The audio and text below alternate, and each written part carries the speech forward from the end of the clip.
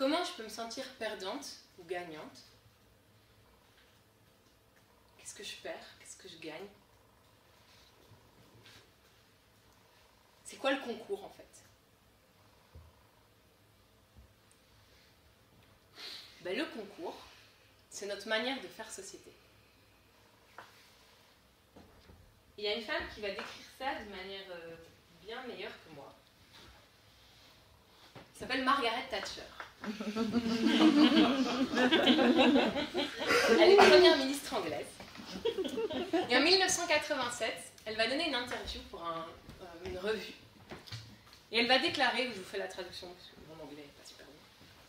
La société n'existe pas. Dans mes livres d'anthropo, j'avais pas la société sans société, mais... Nous sommes arrivés à une époque où trop d'enfants et de gens rejettent leurs problèmes sur la société. Mais qui est la société? Ça n'existe pas. Il n'y a que des individus.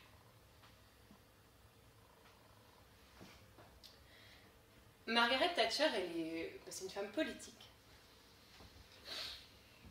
Et là, l'idéologie politique dont elle est en train de nous parler, c'est le néolibéralisme. Bon, là, j'adorerais vous faire une heure sur les grandes théories politiques et comment le néolibéralisme émerge du libéralisme du 19e et évolue vers ce qu'on connaît aujourd'hui. Je vous propose d'abréger un peu. Le néolibéralisme, c'est l'idée que nous sommes des individus, que nous jouissons de libertés individuelles et que nous évoluons sur des marchés sur lesquels nous sommes en compétition. Il y a le marché du travail.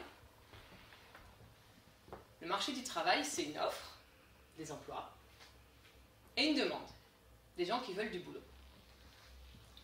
Quand vous voulez du boulot, vous rédigez un CV, dans lequel vous dites que vous êtes bon en Excel et que votre pire défaut, c'est le perfectionnisme. Et puis vous faites un entretien de recrutement. Et si ça marche, félicitations, vous avez du boulot. Si ça ne marche pas, parce que vous êtes trop qualifié, ou pas assez qualifié, parce que vous êtes trop vieux, ou pas assez d'expérience, eh ben tant pis. Puis il y a le marché du logement. Le marché du logement, c'est une offre, des logements à vendre ou à louer, et une demande, des gens qui veulent un logement.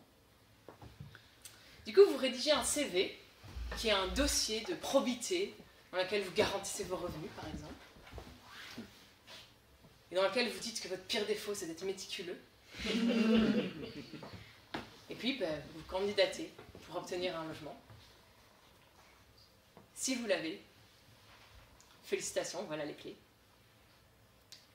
Si vous ne l'avez pas, parce que vous n'avez pas assez de thunes, parce que votre nom est d'origine étrangère,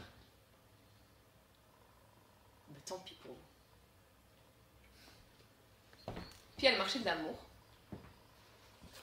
où il y a une offre des individus, une demande d'autres individus qui cherchent à faire relation. Vous rédigez des CV sur vos profils Tinder, où vous dites que vous avez 1m87 et que votre pire défaut, c'est d'être un peu trop jaloux. Et puis, si ça marche, félicitations, vous êtes en couple. Et puis, si ça marche pas, parce que vous êtes trop gros, ou que votre visage n'est pas assez beau, ou parce que vous êtes trop coincé, trop timide, ah ben tant pis pour vous.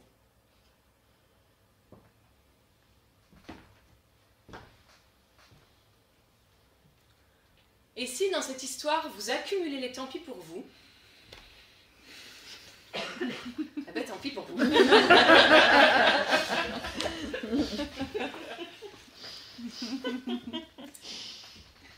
Sur ce marché, on est tous libres. On n'est absolument pas tous égaux. En fait, on n'est clairement pas égaux du tout. Qu'est-ce que ça veut dire être libre dans une société inégalitaire? ça veut dire que c'est une illusion de liberté. Ça veut dire qu'on se débrouille comme on peut.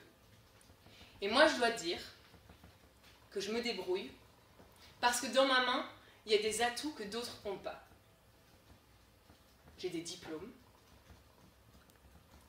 j'ai la bonne couleur de peau, j'ai des capitaux culturels, un réseau social important. Je m'en sors. Pas d'autres.